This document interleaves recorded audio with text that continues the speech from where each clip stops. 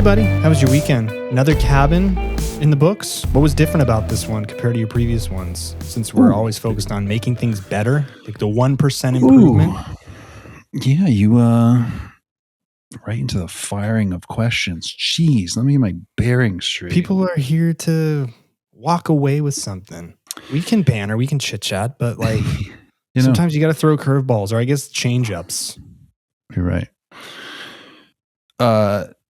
Cabin weekend. How was it different? It was a bit rushed. I've worked with Warner Camp. We've worked with Warner Camp a bunch of times.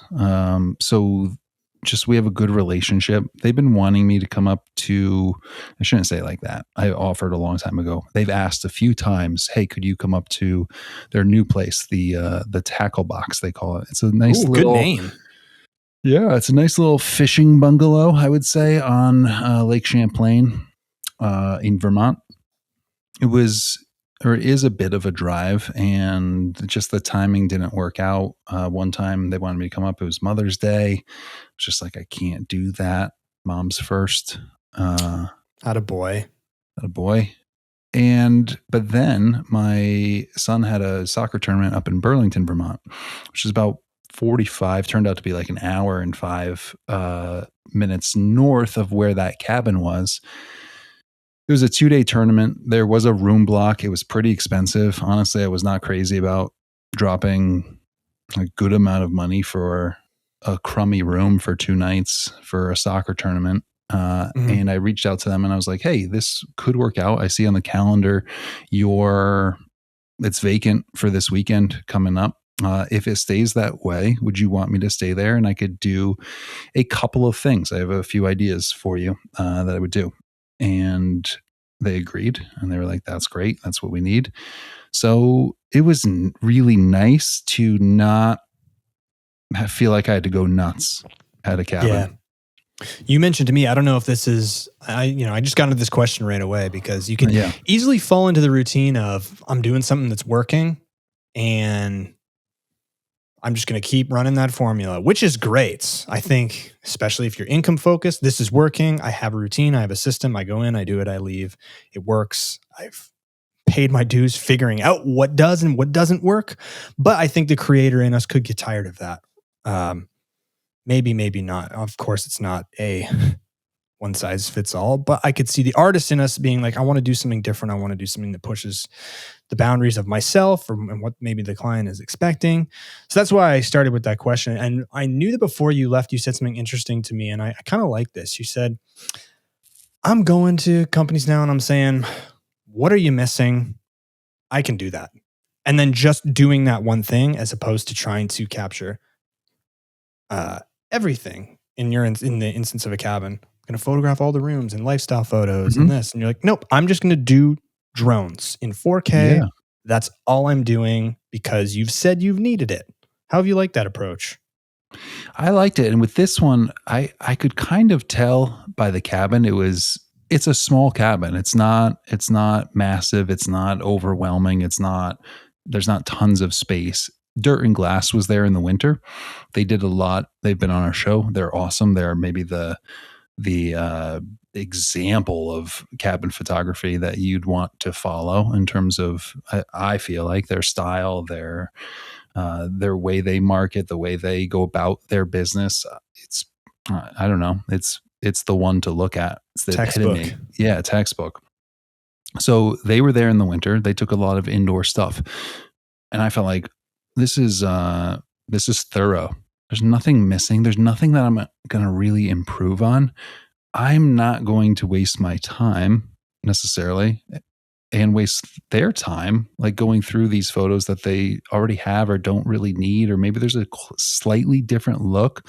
But like I said, they aced it. And I knew they were going back in a couple of weeks.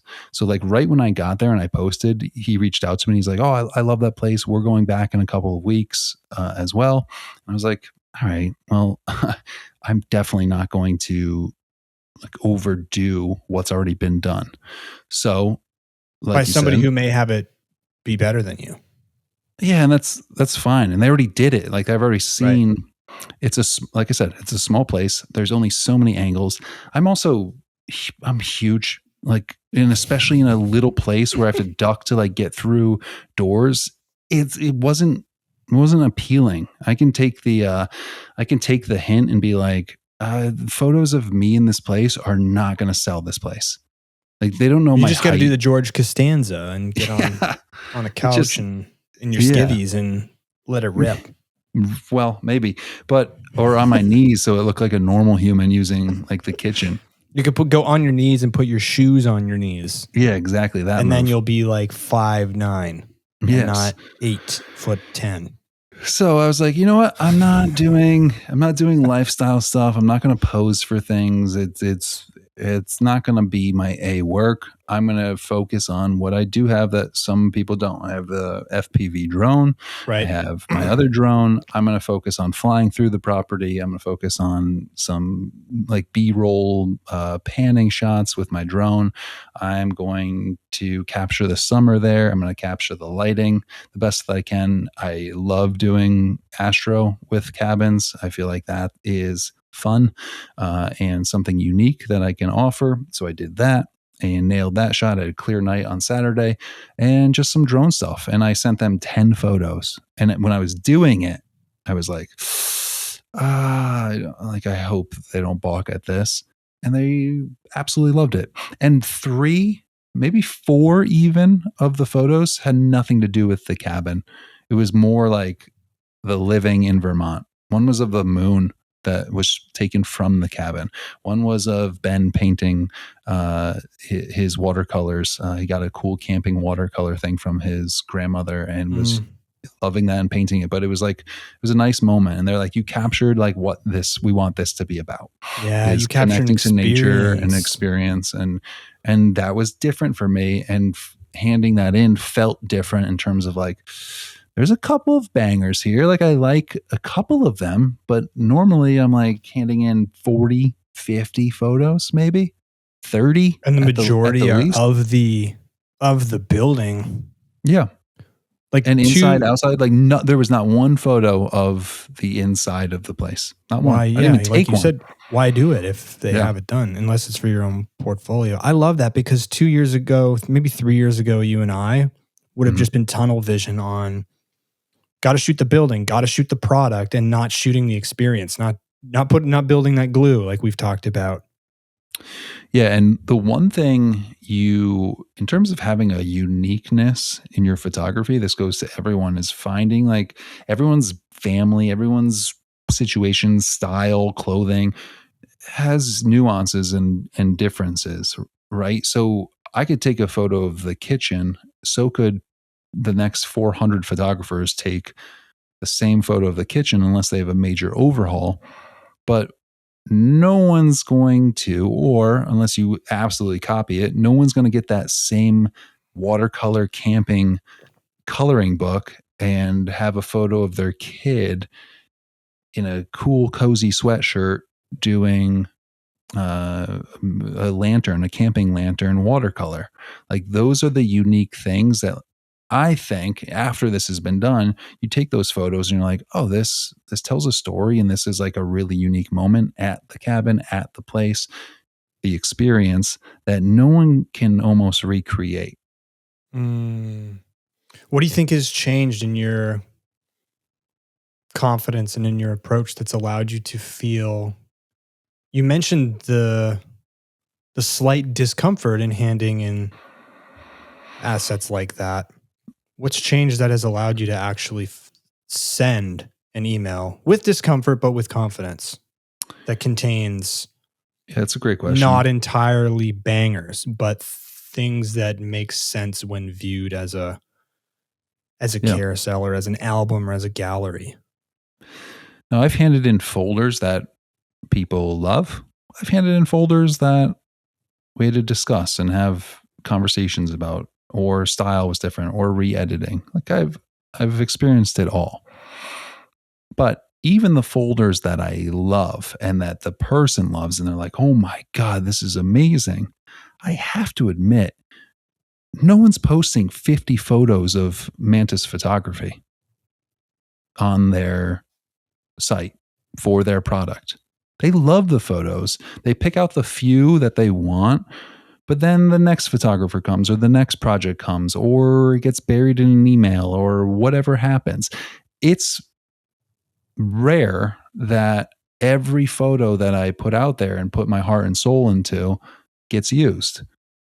Like very rare. And I started to get used to the fact that, okay, well, I'll tell you what, if they're not going to use all of these, I'm not going to double take photos of the kitchen that Dirt and Glass just took and are great. I mean, they have those ones. They could use or not use those ones. They specifically, like we narrowed it down to what they specifically wanted for this stay. That's what I'm going to focus on.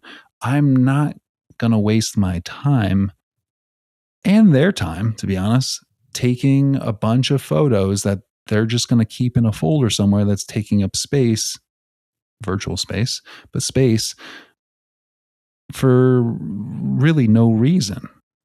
Now, Warner's Camp's great at, I feel like, posting stuff. Like they post your stuff recently out of, that's 2 years ago. That's because I'm so damn good, man. Yeah. And they posted a photo of mine, I think, from that same trip recently about it like a weekend. Like they're good at keeping their work, I guess, and not losing it. So kudos to them. But in most cases, you feel like you hand over 50 photos and maybe 10 see the light of day. So, okay, it's the 10 were the ones that were used for marketing. The 10 were the ones that were loved. The 10 were the ones that were picked. What are those 10 and why? And which ones were left behind? I think as you do this more and more, you start to realize like, I don't need to make this. I don't need to have 50 photos if they're not going to be used. Let's figure out the 10 that they really want. Yeah, I mean, I can be of two minds of this. So you can hand in just the essentials, right? Those 10 that you mentioned. But let's say you hand in 18, knowing that 8 are going to be never used. I can also sometimes see those additional 8 as being the parsley on your plate. Yeah.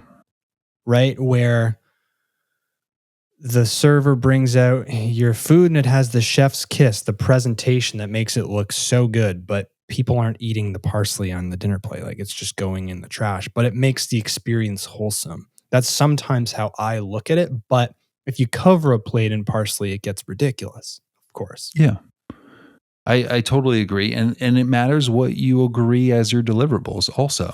Like if they're paying for 20 photos, I really try to get 20 great ones and maybe 10 parsley. Like I'm a big advocate, and you are too, I feel like, of over delivering at least a little bit and giving maybe those 10 extra are the parsley ones or the ones where you put together yourself. So, sometimes a photo of, a photo of Ben painting his cabin or his cabin lantern on its own has nothing to do with that. That doesn't give any story to what that cabin is. But if I make a collage with a drone shot from above of this cabin, the fire pit that's running, and then Ben painting this thing, it gives a story, right? So putting those together, and someone that's a good social media manager or can curate photos, I think that's really important. The curation of photos and putting them together can tell a story that if you don't do that is just parsley, but maybe it's an herb that you need like cilantro to put it all together. And then it becomes a full meal. So I'm with you. I put cilantro in my burritos. Yeah. Yummy. It's good. Some people, I think, genetically don't like cilantro. It tastes like soap or something. Yeah. Weird. Yeah. I hear you. It's one of those things where, you hear content is king, but context is also king. Yeah. Right. I was going to go ahead. And there's a trust also that, or I'm not afraid of explaining things a little bit or ideas that I have. Like hey, this would be a cool series, or here's a collage I did of these 3 things if you like it, or give an idea. I said to them, I was like, listen, I'm willing to collaborate.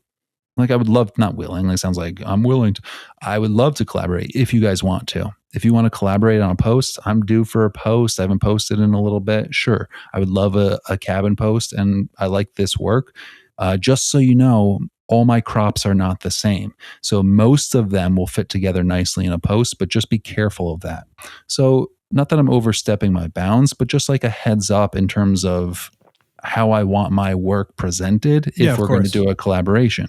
So I think there can be some thought in, I took this photo of, you took your photo of your kid painting with watercolors on its own. Again, well, like whatever, but in the whole context of the story, put a story together, curate it, and hand that over and say, like, I think this would be a cool post. Like, this is what I'm planning to do. Would you want to collaborate on it? Yeah, and this applies across all genres. Yeah. Right. Yeah, I think just to rewind a bit, it's one of those things when you see a business with really good imagery, really good video, I just move on. Honestly, I'm like, you guys are good. Someone you're working with somebody, it seems consistently, who's doing an amazing job. Like, why would I waste my time? Unless maybe it's something you're really interested in and look for a gap. And if it's just not there, why would you try to sell somebody on something they already have? That's not a solutions oriented mindset. Yeah. Right. So I'm typically, this stuff looks great. Moving on. I appreciate it for how it is, but I don't see a role there for me. Yeah. It's sales in a way. If you're going door to door in lawn care, like you're going to knock on the guy's door that has a perfect lawn. Like, you obviously got it. Right. Your lawn could be even better, which may be true, but is that the best?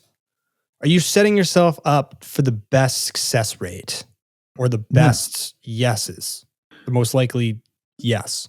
The person across the street with the crap lawn like mine, if you go like, hey, I can get your lawn to look like that, so I can get your profile to look like this profile, now we have a conversation maybe, and that's where hopefully companies who value imagery and marketing and content will be like, I've been looking for this moment, so let's talk.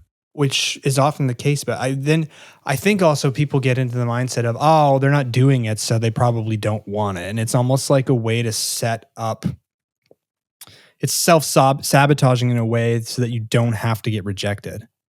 I've heard that mindset before. It's, oh, they don't have good imagery, so they must not be interested in it, or they don't care. Yeah. So I'm not going to bother, because then if I don't bother, I can't get rejected. Right. Which is all subconscious. Yeah. Right? And you could be right, but you also could be wrong.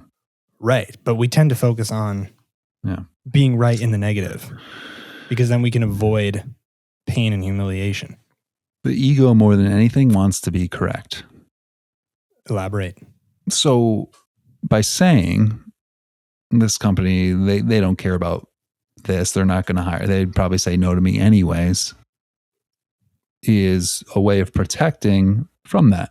So even if they say no, there's still a bonus that I was right about that.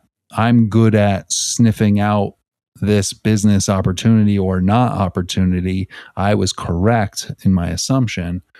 So there's still like a protection of the ego, being like, the story that I believe is true. So it's putting that safety out there versus expecting like, oh, this is an opportunity. I bet they'll say yes. They should like this. And then they're like, no, thank you. And they're like, oh, that hurts more because I really believed they would want my photography versus the crap that they have. And I was wrong about that even more. So my stuff must really suck. And I was wrong. Well, then what? What ends up being the defense for that moving forwards, in your opinion? Because I'm not going to do that again. Which is so sad. Yeah. Have you ever felt that way or noticed it? It's hard to be aware of what we're, it sounds so stupid, but you can't be aware of what you're not aware of. in this weekend, it's a tight space. And I think if there's any area in the cabin industry where I get a little locked, I feel a little locked is, this is a small space and there's neighbors nearby and it's not as clean as I thought in my head or like what I imagined. So sometimes when you get there, it takes a while to get a feel of a place. For example, my first night, I wanted to fly the drone at sunset. Neighbors, it's these small little lakeside cottages, and no one's on top of you, but there is a neighbor. It's quiet. It's a lake. Sound really travels. They're watching the sunset and having dinner, and I am about to like fly a drone, and I felt like this horrible cold sweat of like, I don't want to ruin their night right now. Like, I don't want to ruin this moment for them. And I kind of got locked up. Luckily, someone started using a weed whacker, a couple of houses down. And I was like, this is my opportunity. Battle of the robots. Yeah. So I threw the drone up in the back, like more close to the road, and got it up and then flew it into position. And it wasn't as overwhelming because we had the weed whacker in the back. So it kind of saved me. However, those moments where you're like, I don't know if I'm not getting much, or I don't feel like I'm getting these moments, or the sun is setting in a spot that I didn't think it would be. And now I'm a little blocked out and I'm in the shadows. Just like all those moments where you're going through it, I have this sort of doubt of like, I'm not delivering right now. Mm-hmm. Until you put it up on the computer and you're like, oh, that's cool. I can edit this in a cool way. Or, oh, that's a good moment. Or just even remembering, hey, this is what we agreed on. Like, I don't have to go crazy. I didn't have to get 50 amazing shots here. Yeah. I feel you. I think what really quells my doubts is I've found a way to introduce that pause between how I'm feeling and my response, like you mention all the time. Mm-hmm. And in that pause, I'm able to say, okay, what has your track record been when you've felt this way? And then I can go, oh yeah, every time you've delivered. Yeah. So why is this time going to be any different? And it doesn't necessarily make the nerves or the anxiety of performance go away, but it brings me a sense of calm in that I've done this 100 times and it's worked out every time. Why is this going to be any different? Why is this outcome going to be any different? I've been in worse situations where light has been worse, where more things have been going wrong, and I've found a way. Am I suddenly this one time just not going to find a way? I have a track record. I have undeniable proof. I have a stack of evidence. And I always remind myself of that in my head. And it allows me to kind of just settle in. Mm-hmm. Like you just mentioned, it's just a different maybe approach to it. Yeah. I had that happen this weekend. What was this weekend? Well, not to make it about myself, because we were talking about you. I'm done. Well, I did my first ever 2-camera video interview. Oh. A camera, B camera with like a proper setup. Yeah. Worrying about backdrop, interviewing people. And I had never done a 2-camera setup with the lavalier mics. And yeah, it was stressful. I was stressing. Yeah, it's a lot to manage. It's a lot to manage. You're managing people who you don't know. You don't know the responses. You don't know if a camera battery is going to overheat. If there's going to be noises in the background. All you can do is prepare and set yourself up in the best situation to win, and have confidence in that your preparation will lead you to success. Now, I had a talk with myself and I said, hey, this is your first time doing a 2-camera interview. It's going to be the worst one you've ever done. Yeah. And every single one after this, roughly, will trend upwards in terms of quality. You can prepare in theory and in paper all you want and kind of just doing things on your own time as passion projects, but it's a different element when you're being paid and people are expecting things of you and it's for a business. And I accepted this is going to be good. They're going to be happy with it. I'm going to be satisfied with it, but also understand this is going to be the worst video interview you've ever done because it's your first one. Yeah. What else can you expect, really? So would you it can learn still be during great those? and be the worst one you've ever done, but I'm just a firm believer that things get better with reps. Would you learn from that experience? Any little moments or like, I learned a lot of things beforehand that I wouldn't have thought of. So people listening who do video interviews, this may be very obvious, but make sure your chair and the person you're interviewing's chair, make sure you guys are at eye level. Otherwise, you're going to be staring slightly up and away. And what kind of impression, what kind of tone does that give? How are you going to, what height are you going to put your cameras at, A and B? Are you going to be dead on eyes? Is it going to be shooting slightly up at them so they seem immense and grandeur? Is it going to be shooting down at them, which gives the sense of maybe like a vulnerable subject that you're interviewing on camera B? Just like small stuff like this that I was researching, and I thought to myself, oh my God, this gives a totally different feel. This isn't just as simple as setting up a camera here and a camera there. Where to stand in the frame, like how far off frame as an interviewer to stand relative to your cameras and them in the rule of thirds. Just like very technical stuff that is kind of boring to me, but that would make all the difference because I'm in that situation most interested in running a good interview, asking good questions. That's why I like the podcast. That's why we do this, right? I love talking to people. I love getting good responses. I love sharing my opinions and thoughts, whether people like them or not. But that's only a part of the equation, right? You can ask the best questions and be the best interviewer and have the greatest sound bites, but if your camera angles suck or you're chopping people's heads off, it's ruined, right?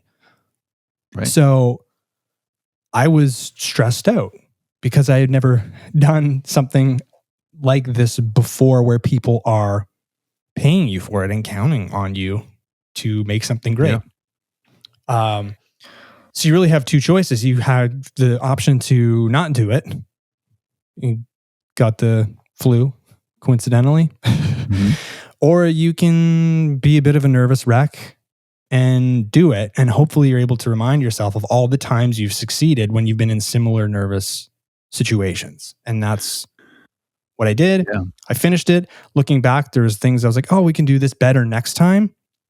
But I'm okay with that because I understand this is my first time and it's still a good product. Yes. And you were the interviewer as well? Like, yes. Did you have to develop the questions? And yes. But that part felt easy for me. The part that felt hard for me is like, how do I want to... Yeah, but juggling the two. Juggling two, yeah. Juggling the two roles. Like I have to make sure all the sound, that's the one that stresses me out the most. I just did a very similar job with that financial firm that I'm working with. Yeah, tell me about yours. And that was the first time too. I felt pretty confident in going in. The one thing that stresses me out is just not having the repetitions. Right. Meaning like, how many times have I used a lavalier mic and wireless home and port where it's all plugged into the camera? How many instances do I have under my belt where it worked perfectly? Not many. So the confidence, that equipment, and like I'm getting the sound, is it scratching on their sweater? I don't know how the sound's going to come out. I'm going to get home and I'm hoping that the background noise of, in my case, there was a street that was outside and it was a warm day. So people far away had opened the windows and now I'm getting like car noise, and going home and being like, I hope that this all worked and it's not like a disaster. That was the most scary part for me. I felt like I made sure my cameras, I had eyes on my cameras. They were recording. I had someone else being my interviewer so I could kind of move around a bit. But that's interesting with like the lights, or the eyes and where they're, I noticed in the beginning, like me watching the interviewer, he kept catching like my eyes versus the interviewer because I'm staring at him. So I had to kind of adjust. And as we started over, be like, I can't make eye contact with the interviewer. Like it has to be their thing. I just have to be staring at the cameras. I can't watch what's going on because I keep catching the person's eyes. So things like that, where you you catch it on the fly, or someone using a lot, and you're like, that's fine, I can cut these out if I have to, but telling someone that is a new thing. Like, hey, the way you're using your language, you're saying, you know what I mean, a lot, Right. like I do right now. But, or your nervous pause is an instead of just pausing. You can pause. Allow yourself to pause. I can edit out pauses much easier and get into it. Or giving them little tips on how to, start their sentence from scratch. Right. So those things, working on the fly, yes, next time those instances are in your head and you can improve upon them. I love this. I love that because we've talked about entering the video space for the better part of a year or two now being our new thing, and we're rookies at it, and it's fun to do hard things and get better at something, right? And this is exciting hearing you talk about this. But yeah, I guess I figured I also thought about, what can I not change? I can't change how people speak, how eloquently they speak, if they fill space with likes and ums. There's nothing I can really do about that. Right. I can interject like you did. I don't know what kind of success that had in reversing that pattern, but I would have feared that I would make them more anxious. If they're already using filler words like that, perhaps they're uncomfortable. So I just figured, you know what? If there's somebody with lots of likes and ums, I can cut those out by switching from camera A to B, making that cut, because it'll look seamless. And it's funny, you mentioned you didn't want the extra sound in your video. I wanted the background sounds. There's boats going by because I was filming with a backdrop on a lake. It was for a camp, cool. Right? Yeah. So I want the faint sound of kids screaming, playing, having fun. I want boats in the background and that stuff. So it's just it's interesting, all this how a video becomes the sum of its parts in this instance, all the small things and the tone that it delivers. Do you want background noise in a serious financial firm? Probably not. In my instance, do you want kids screaming faint far away in boats? Probably. Like it gives a different atmosphere. Some of the other things I was looking at too, that I was like, oh, you know what? That's interesting. Because at first I was debating interviewing off screen or off to the side as the director, rather. Or if I wanted to go straight down the barrel where they stare at the camera lens. And I'm glad I went not with staring straight down the barrel and doing off to the other side, because after much research, I found that even because my plan was to stand just sort of to the side of the camera, and I figured it'd be close enough. And from everything I read, it said, if it's not straight down, it doesn't work. Like even just the slightest. So keep it straight down? No, so don't. Unless they have these devices, I don't know what they're called, but somebody will know, where it's almost like a teleprompter, but it's a mirror where it attaches right above the camera lens, and it redirects to the interviewer. So the person is looking straight at the camera, but they think they're looking at you because it's a mirror reflecting to you off to the side. Does that make sense? I don't know what it's called. Yeah. Somebody will. And most of what I read was, if you're going to do it down the barrel, use that. And I was like, I don't have that, so I'm not going to do that. And just that simple decision probably saved me from having ruined what I was working on. Right. So what you're saying is, in an interview, people look at the camera, but they'll still like catch your eye. They'll still, even if you're close, even if you're just, sometimes when you're watching shows and you can see, or a bad infomercial and you can see they're reading. Yeah. Like that. Yeah. Where it's just not a change in focus, a change in where they're looking. Yeah. Yeah. One of those. Sense. Now shooting's one thing. The organization afterwards, and it might be different. You're the director. You have more of maybe a say in terms of, I'm going to put this video together with these kids, and I'm going to take the good parts and I'm going to put it together. This is a financial firm, and the interviewer, Sydney, who we went to Clapper Hollow together. Oh, cool. She did the interview? Yep. So she did the interview. She works. How did she do? That's great. So she gave them questions ahead of time and just kind of prompt them to get going on it. And she was good about doing some of that. Hey, you said this there, like, let's start that over. and try not to say to end the sentence. Like she was good because she had a relationship with them. Right.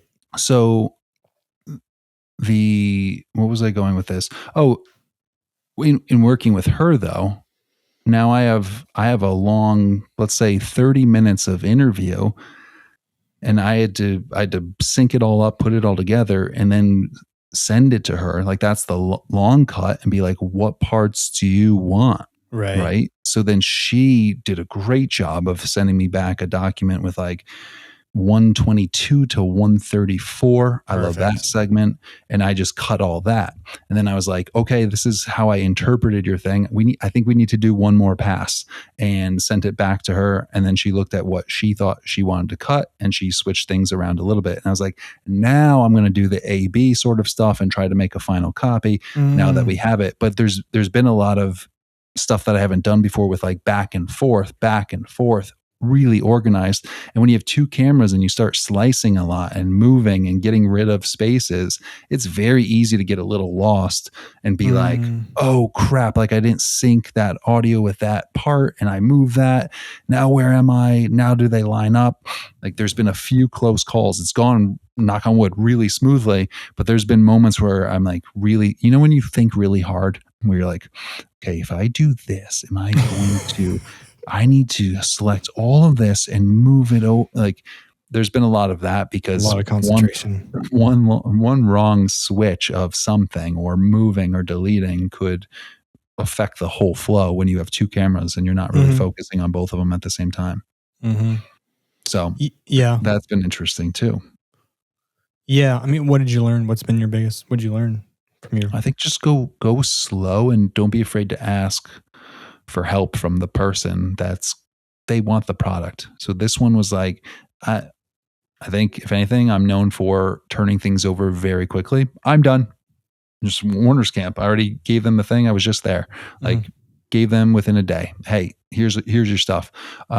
With this one, it's been weeks, but I'm like, here's my schedule. I'm not going to be able to get to this next part until then. Take your time, like going over it. But this is important that you do this when you can, and kind of pushing the ball back into their court has given me time to breathe and like get the stuff done that I need, waiting for their response and taking time to, I think, do this really well. Cool, man. That's really cool. It's funny just the difference in style here. I think like in my instance, I envision putting these clips in with other footage. Yeah. It's not just like a straight up interview. It's the main line. So I'm just like, oh, that's a good soundbite. That's all I need. I didn't need anything flawless. Right. And I also, you said, was it Sydney who did it? Prompted people. Here's what we're going to ask you. Yeah. I had somebody say, what are the questions? And I said, I'm not telling you. Just as politely as I could. I said, you're going to say it best the first time. Yeah. There's something to be said for overthinking. Yeah, for sure. Right. Just in all aspects of life. You're going to think about how to best say this, how you can present yourself as the best you can, and you're going to flub it. Now you don't say that, but that's often what happens. It's your analogy with golf. Just get up and hit the ball. Often that mentality through 18 holes is your best round ever. I've done that. My best round ever was that. Walk up, hit it, whatever. Yeah. As opposed to my feet got to be perfect. Which way is the wind going? All this stuff that can distract you from the fundamentals, which is just do it. Do the thing. Be smooth, be slow, be deliberate. Yeah. And that's something, I'm speaking to myself, how often I've gotten a lot better, but caught myself overthinking things where it's like, hey man, this is just noise. You just go back 4 steps prior to all this and just do the thing that you said. Right. Especially with emails. Just ask the question. Not all these conditions don't need to be met before it's okay for you to say what you're about to say or ask for what you're about to ask for. Just ask for it. Just do it.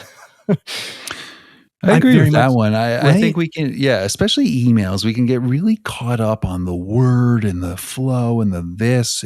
But really, it's probably a simple yes or no. I don't know if you probably don't want to work with the company that's like, they used a comma where they should have used an and. Right. Like, that's probably not the clientele you want to work with that's going to be nitpicking your email and your language. Obviously be professional, obviously be polite, obviously don't have huge typos and spelling errors, but you can get to the point. You can be casual. You don't have to formulate poetry. You don't have to be Shakespeare to pitch a brand. Would be fun. They're probably not reading it. You'd probably get some response if you were Shakespeare. Maybe. Or maybe some quick deletes. Maybe. Too long. So that was my weekend. My weekend was stressful because it was something I've never done before. Understanding that it was going to be my worst one ever, even if it was good. Yeah. And finding comfort in that, knowing that reps are what's going to make you better, not theory. And there's no other way, right? The obstacle is the way, as we say. Yes. Not as we say, but as we have curated. Who said that? Marcus Aurelius? But yeah, Ryan Holiday has a book called that. Yeah. The obstacle of the way. Yeah. So I felt good about it. I don't know about you, but after doing something that you've been stressing about and it went okay, it's just another stack of proof you can add to the list in your mind, or whether you keep a digital or physical one. Yep. It's something you can use at any time. You can then market it if you love it. That's the thing, where it's like, that was really fun. So I'm going to start marketing this. I'm going to showcase this work that I did.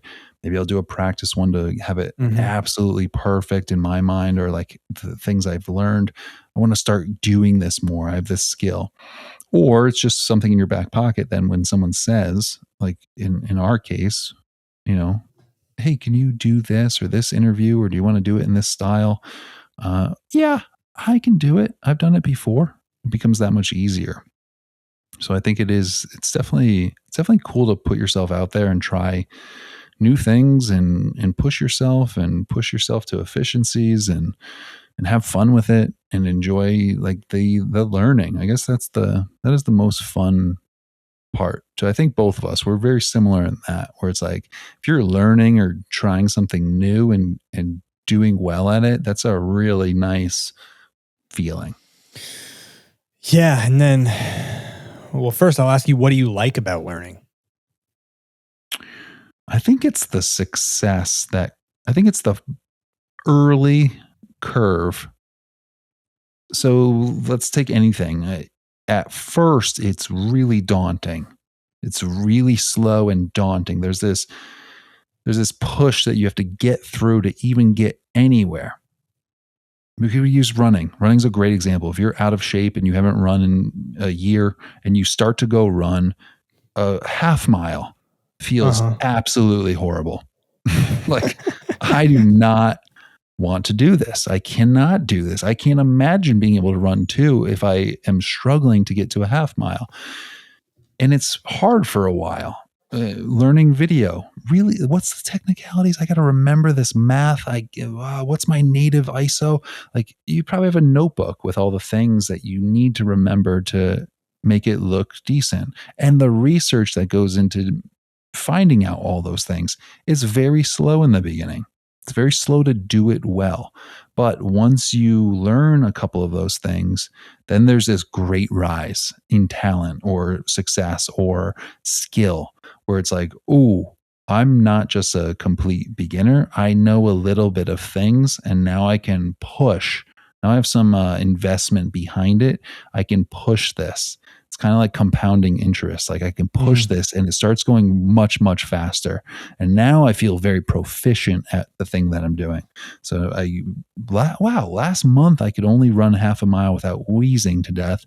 Now I'm at 2 miles and I'm running the whole time. Is it my fastest? No, but that's a huge improvement. I would consider myself a runner. Like, I'm looking at running shoes and I'm buying them. Okay, great. So now we're here. Now the question is, where I often get stuck and I think the rush kind of falls off, is all right, do you want to put in 8 hours a day to become an expert at this? Do you want to put in a ton of time to become phenomenal at this?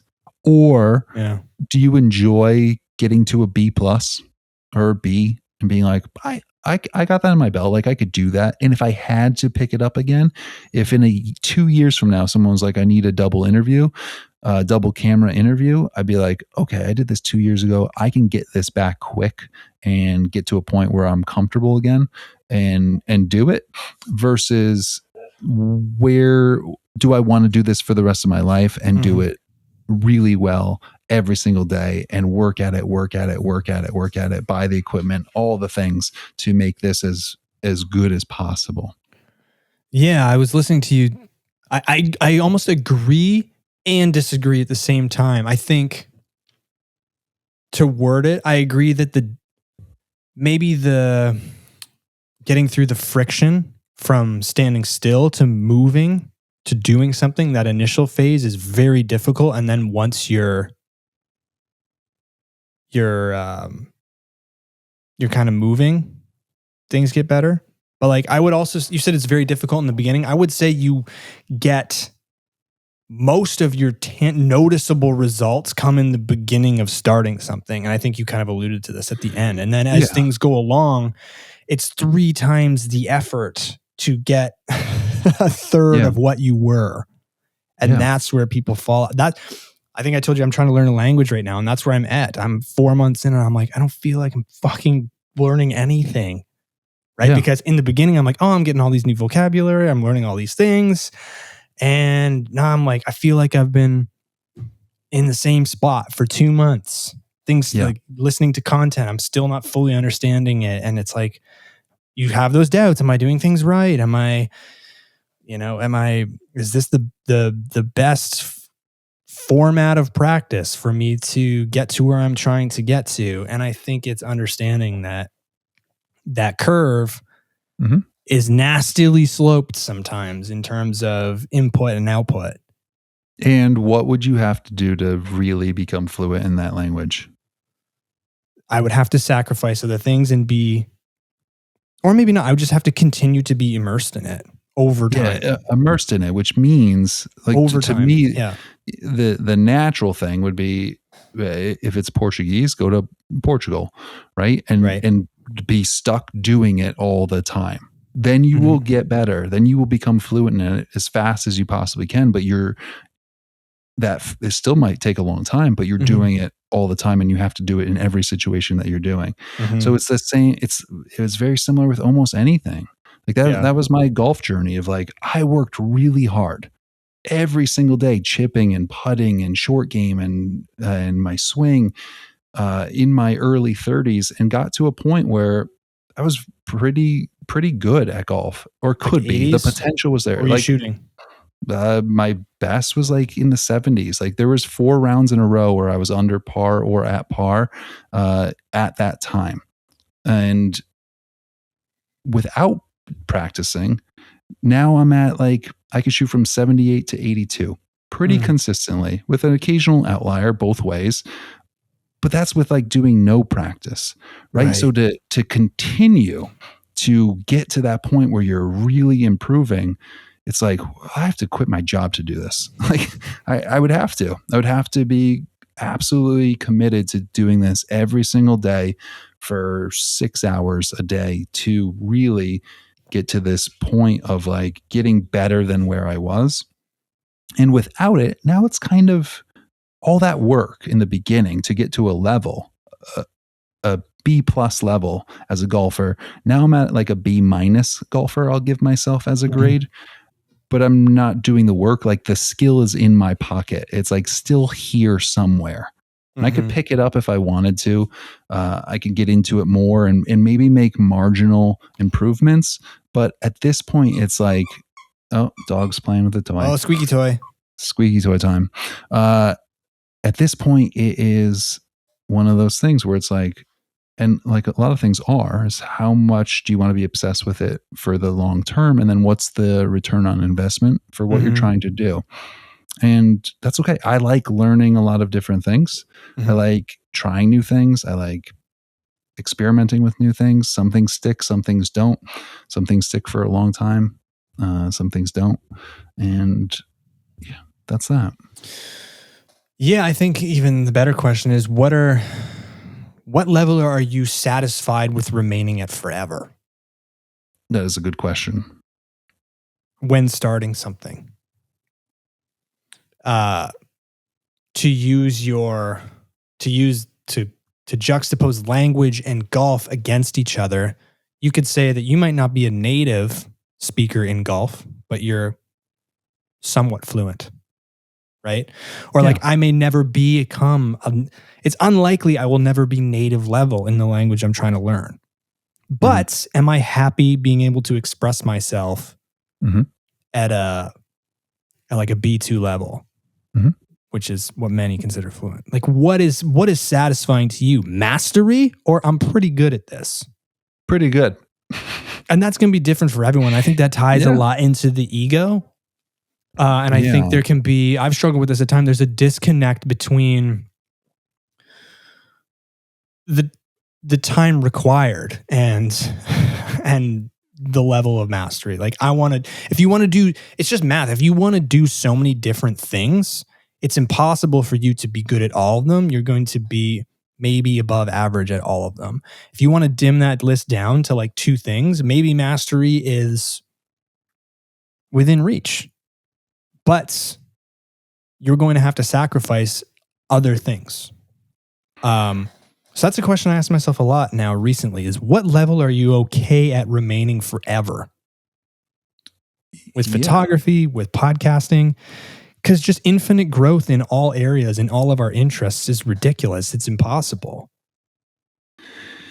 Yeah. And I mean, I don't know if they've disputed the 10,000 hour rule. I'm not sure if that's still a thing, but I've done this math before and I just pulled it up. If you spent 8 hours a day, every single day of the year doing your craft to become mastery level, it's still 10,000 hours is 3.4 years of every single day at 8 hours a day. That's a lot of time. So that's where you have like the Tiger Woods of the world that started. What was it, 3.5? 3.4 years straight. Okay, just before you say that, if you have 10 interests that you'd like to master with 10,000 hours, that's 35 years of your life. Yeah. So of devoted time, right? Yeah. Like 8 hours a day. Yeah. So that math probably doesn't work for most people, I would imagine. So when you hear about like these prodigies, they just Tiger Woods was on the Johnny Carson show at like 2 years old, hitting great shots. Like it was just not doing much else. Like golf. That's it.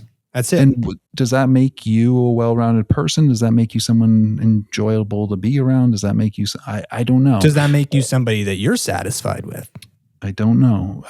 I don't know, but I do know that I guess there's a reality to that equation of people want to be great at things, but I think don't necessarily tie into how much time will this actually take for me to be great at this, and am I doing it?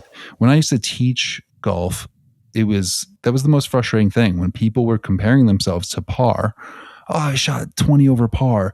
And it was like, how many times did you practice this week? Oh, I don't practice much. I play like once a week with my friends, but I feel like I should be able to do it because you can do it every once in a while. You can hit a great shot and you feel like I should be able to do this over and over and over and over.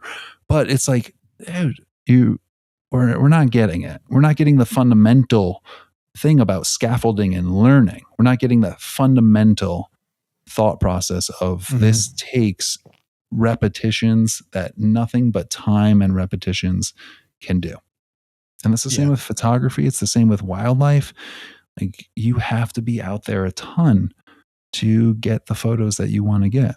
There's no just learning to learn is often the most difficult thing. Yeah. Because it comes with all that you just mentioned. Getting rid of the I deserve to be at this level. Formulating what process is most efficient for you as an individual. I mean, that's what I've been spending a lot of my time recently is learning how to best learn, if that makes any sense. It does. I think it's the part that a lot of us skip. Right. Or are maybe not skip, but aren't realistic with. Right. Create expectations for yourself and get frustrated with yourself without the time behind it. Now, if I spend 10,000 hours trying to learn piano now, classical piano, I spent 8 hours a day for 3 years. Mm-hmm. I came back to the show in 3.5 years, having done that for 8 hours a day, and I sucked. Then I could be pissed. Then I could be annoyed. Then I could be like, wow, I failed. Like, I just am bad at this. But Right. I would, like, if you really think about that time frame, 8 hours a day doing the thing would take you 3.5 years, 7 days a week. You could probably list anything out there that anyone's thinking of and be like, oh, I'd be pretty damn good at that if I did that. Yeah. Anything. Yeah, I think where people get lost too is it's very rare to find something that you're willing to do that for. A lot of people will go their whole life and not find that thing. Oh, yeah, of course. That's a lot of commitment. Yeah. I think so if you kind of like photography, like this is fun, then the 10,000 hours doesn't make sense. I kind of like photography. Like I'm good at it. I enjoy it. It's like an 8 out of 10. Is it a 10? No. I have a lot of different 8s.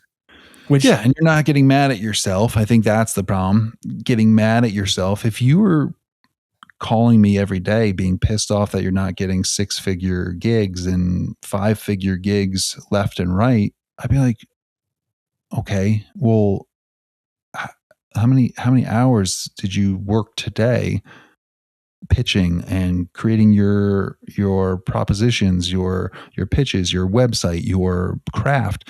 Do you know your camera inside and out? Like all of those things. I think it's when you have these expectations that are like unrealistic based on the fact that you've put in maybe 8 hours a week and feel like that's a ton. When it's not. When it's not, compared to the person that really wants it. Right. And that is getting those things and the work that they've done beforehand the last 10 years to get there. Right. And then you fall into this fallacy where people think they think that they want photography, but if you did, you would be doing the thing. And that goes for anything. Like almost just stop at that point. If it's bringing you frustration, you feel like it's a chore and you have to do it. I've had conversations with people like this where I have to do a 365-day reel thing. I have to post. Do you? Sounds like a drag. Like go do something else that's going to make you excited. Why do you feel like you have to do this? Yeah. You don't. You always have a choice, right? Yeah, it's just aligning your realities. It's aligning your expectations, what you want to be doing, and doing that, or not doing that if you don't want to be. It's just aligning those two things. Don't be doing something necessarily that you don't really love, especially we're talking passion stuff. Like, I might not love waking up early and taking my dog for a walk, but it's something I'm going to do. Yeah. There's a Scott Galloway quote that I love. There's things you have to do, like paying your mortgage. There's things you want to do. And there's things you should do. And I think part of his thing is when he speaks on this is how can I get to a place where I eliminate the shoulds? Yeah. Where I'm doing what I have to do to live and I'm doing what I want to do. And I'm not feeling like I should do this. I should do that. I shouldn't do this. Shouldn't do that. Yeah. Because then you're not really on your terms. Yeah, that's true. Well, I've enjoyed talking to you. Enjoyed hearing about your weekend. I'm glad it went well. I'm glad that you put together an experience for Warner's Camp. It's cool to hear that you also did a 2-camera video interview. That's neat. Yeah, it was fun. I'm excited to see your work. Yeah, I mean, right now it's just archived, which was interesting. I don't have to create anything out of it. It's just, there was an event. Can we do these interviews? We want it for later. So it's stored away. And And those are nice. If it makes sense to be incorporated into a video, so be it. So kind of interesting. Just interesting how we have two totally different, the same kind of thing, same project, but just two totally different directions with it. That's interesting to me. Yeah. If you like these episodes, feel free to leave a rating review on Apple Podcasts and Spotify, or leave a PayPal donation equal to the value you receive from these episodes. You can also subscribe to the show on YouTube. Till next time, my friend. I think we're back with the guests next week. Love it. Cool. Bye.